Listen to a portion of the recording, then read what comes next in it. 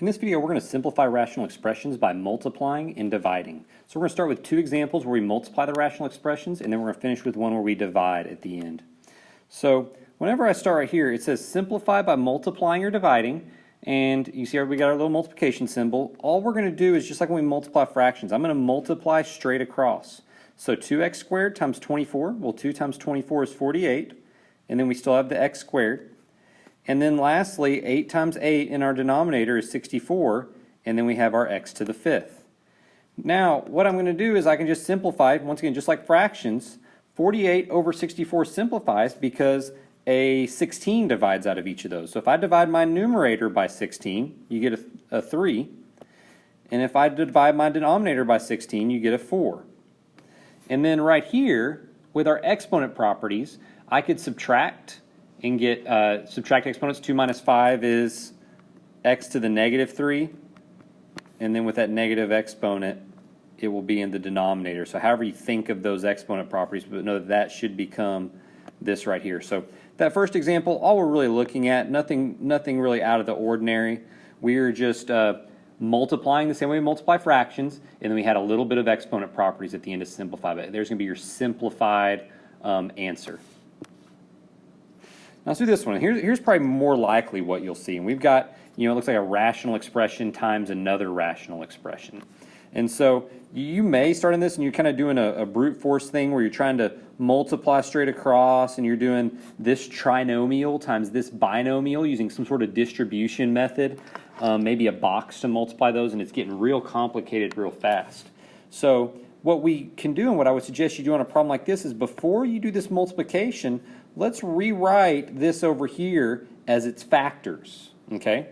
And so what we can do there is I'm going to take this numerator, and I'm not going to go through all the steps to factoring it, but if you were to factor that numerator, you should get 3c plus 4 times c minus 2, okay?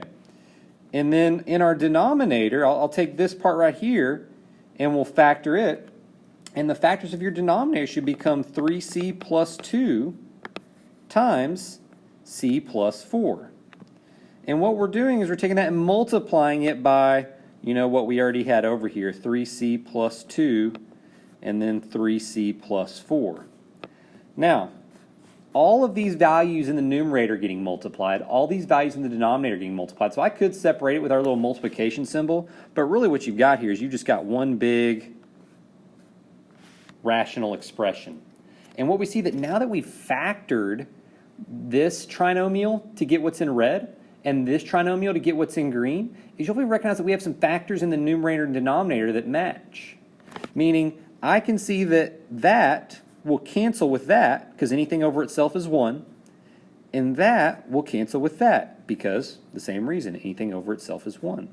And so what this simplifies to is all that you're left with is c minus 2 over c plus 4, and that's your simplified version. That's the product whenever you multiply this rational expression times this rational expression. So moral of the story is factor first, because that'll save you a lot of time, energy, and effort. Let's do one where we divide. In this last example, we're going to divide. And so what we need to recognize about dividing is it's just like fractions. If you remember how to divide fractions, let's say back in the day you're doing 3/4 divided by 4/5, you may have learned, maybe you learned something called keep, change, flip. Or I always said, when you divide, don't you cry, flip the second and multiply. But basically, if I'm dividing one fraction by another, it's the same thing as multiplying by its reciprocal. So instead of dividing by this entire rational expression, what we can do is just flip it and then multiply straight across. So that's what I'm going to do first. I'm going to recopy it with this being flipped, the reciprocal of this. Okay, so let me do that right now. Okay, so I've kind of got it copied down there after we've taken this value and rewritten it as its reciprocal, because instead of dividing by this, we could just multiply by this. And from here, it's a problem very similar to the last one. What we're going to do is we're going to play the same game. I'm going to try to factor everything here, okay? And so whenever I do that, let's kind of look at this first. I'm not going to go through all the steps to factoring, but whenever I factor that, you should be left with 3g minus 1 times g plus 4 should be the factors of that. And then if I were to factor that denominator, we just have two terms here. So I'm going to look for what's in common. It looks like they both have a g squared. Oops, I'll try to be color-coded. Let's keep it in green. They both have a g squared that I can kind of factor out to the front. And it looks like they both have an 8. So the greatest common factor would be 8g squared. So once I factor that out, or in other words, divide it out, you should be left with 3g here. And then you should be left with, it looks like a -1 right there. Okay? And now let's do the same thing with these over here. I'll see if I've got more colors. But as I'm kind of looking here, I'm going to look at this numerator first, and I'll kind of factor it in purple. But once again, we just got the two terms, so I'm going to look for what's in common. It looks like as far as the variables, there's a g to the fourth and g to the third, so it looks like g to the third will be part of our GCF. And then if I look at the coefficients between 24 and 36, the GCF of those would be 12. So I'm going to factor out that 12, and that's going to leave us with 2g minus 3 is what I'm seeing. Okay?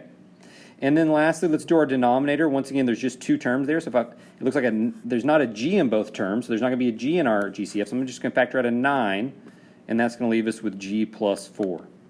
So now that I'm at this point, I'm looking for anything that is a common factor that we can simplify.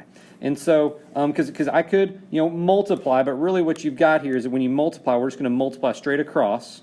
So this is really like one giant fraction, okay? And anything in this numerator, whether it's over here or over here, can cancel out with anything in this denominator, even if it's over here or over here.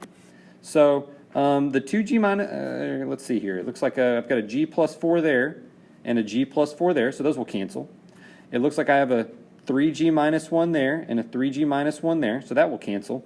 So I'm just going to kind of copy down what we have left. It looks like I'm still left with this 12g cubed times 2g minus 3.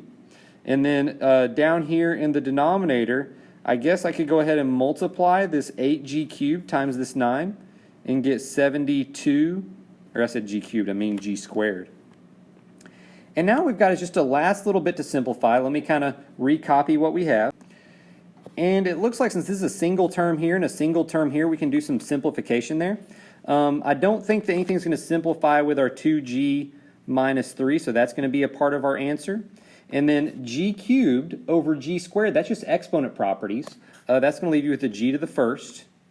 And then that 12 over that 72 will simplify because 12 goes into 72 6 times. So I could write it as like a 1 over a 6 if I divided a 12 out of 12 and then I divided a 12 out of the 72. But here is your answer. And if I just wanted to write it in maybe its most simplified form, I don't really need the 1g to the first. I could just write that as a g. And then we have 2g minus 3 over 6. This is our final answer. It's our most simplified version of this giant division problem up here.